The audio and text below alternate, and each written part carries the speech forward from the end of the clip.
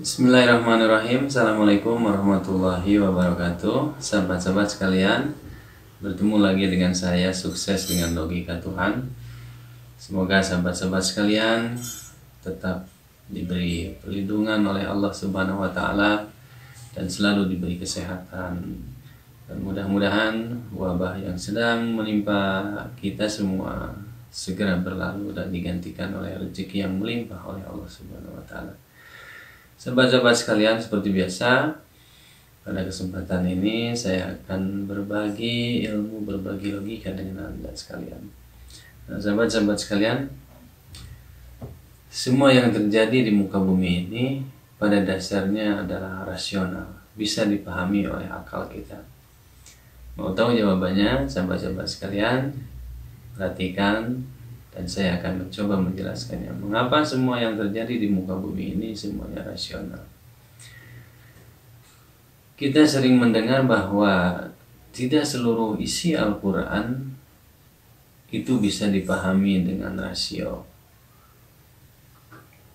Apakah benar? Mari kita sama-sama buktikan. Nah, sahabat-sahabat sekalian, sebelum kita membahasnya apakah seluruh kejadian di muka bumi ini rasional atau tidak, saya ingin menjelaskan 3 konsep rasional. Yang pertama, konsep rasional itu adalah sesuatu dikatakan rasional jika bisa dibuktikan secara empiris, bisa dibuktikan secara material, bisa dibuktikan secara secara nyata dalam kehidupan, dan itu bisa dibuktikan melalui penglihatan biasanya. Hal-hal yang material pembuktiannya biasanya menggunakan penglihatan.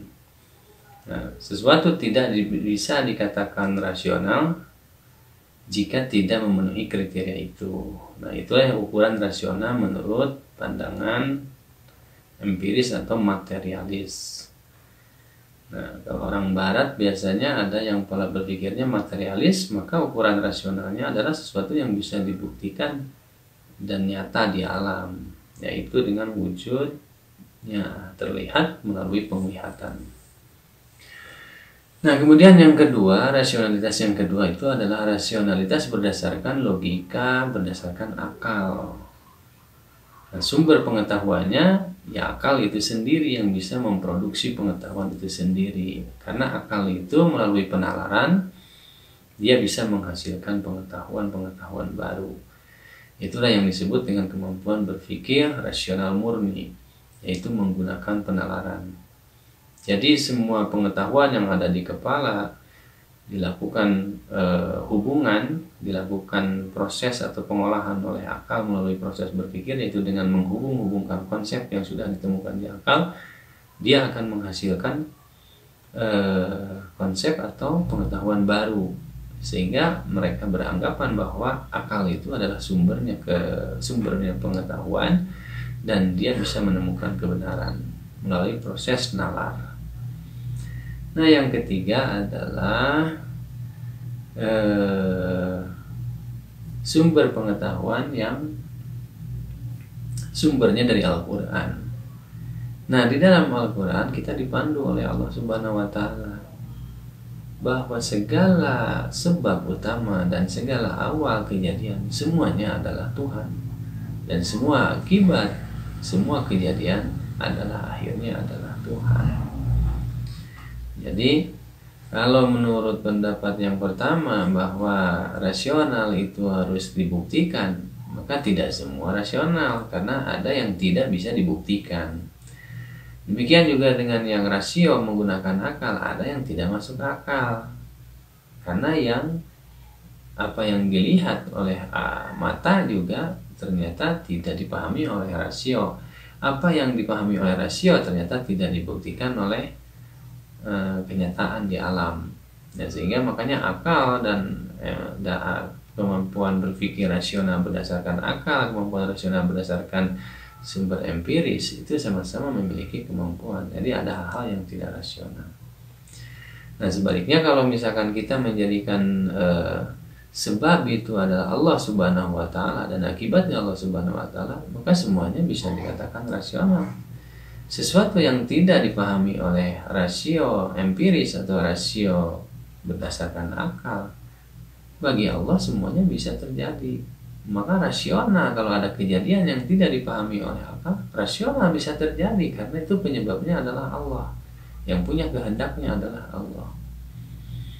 Jadi artinya apa? Begini, logika Tuhan ini diaplikasikan ketika manusia tidak mampu lagi menjangkau pengetahuan di alam dan dengan pikirannya. Maka manusia wajib tunduk kepada ketentuan dari Allah, ketentuan dari Tuhan pencipta alam. Bahwa segala sebab itu Allah, segala akibat juga Allah. Maka kita segala sesuatunya bisa tahu kalau kita diberitahu oleh Allah Subhanahu wa taala. Maka jikalau kita ingin mengembangkan ilmu berpikir atau ilmu berpola pikir, maka sumbernya kepada siapa? Ya kepada Allah dulu. Sumbernya kepada Allah. Dari mana kita sumber Allah dapatkan? Yaitu dari kitab suci. Nah, perbedaannya sekarang ada perbedaan kitab suci antara umat-umat manusia karena ada perbedaan agama. Tidak menjadi permasalahan. Nah, dalam hal ini saya berpegang kepada kitab suci saya, Al-Quran. Maka kalau benar atau tidaknya silahkan saja kita uji kebenarannya. Kebenarannya secara empiris dan kebenaran secara rasional, akal. Karena Al-Quran itu tidak bisa mungkin dijangkau oleh akal, betul. Tidak bisa dijangkau oleh akal. Tapi tidak semua isi Al-Quran itu tidak dipahami oleh akal. Jadi Al-Quran memberikan informasi kepada manusia segala sesuatu yang bisa dipahami oleh akalnya dan bisa dibuktikan secara empiris. Namun demikian, tidak semua bisa dibuktikan saat ini karena butuh proses waktu yang panjang. Jadi sahabat-sahabat sekalian, Al-Quran pada dasarnya sesuatu yang tidak dipahami di dalamnya itu adalah rasional kalau itu sebabnya Allah Subhanahu wa taala. Isra Miraj itu perjalanan rasional karena Allah penyebabnya. Nabi Muhammad ke Sidratul Muntaha rasional karena penyebabnya Allah. Tapi kalau kita berpikir secara rasional murni dan empiris, ya tidak rasional, dan disitulah keterbatasan manusia. Maka manusia tidak boleh berpikir berdasarkan kepada rasional empiris dan akal murni saja, karena dia akan tidak mengenal Tuhannya. Itu sahabat-sahabat sekalian. Jadi sebagai muslim saya berpikir bahwa orang-orang Islam harus berpikirnya berdasarkan logika Tuhan, bahwa segala sesuatu disebabkan oleh Tuhan dan akibatnya adalah Tuhan. Maka apapun yang terjadi di muka bumi ini tidak akan lepas dari kehendak Tuhan. Demikian sahabat-sahabat sekalian, semoga bisa memberi sedikit pencerahan, dan adapun kalau ada kesalahan itu dari saya pribadi dan kalau ada kebenaran itu sumbernya dari Allah Subhanahu wa taala. Billahi taufiq wal hidayah. Assalamualaikum warahmatullahi wabarakatuh.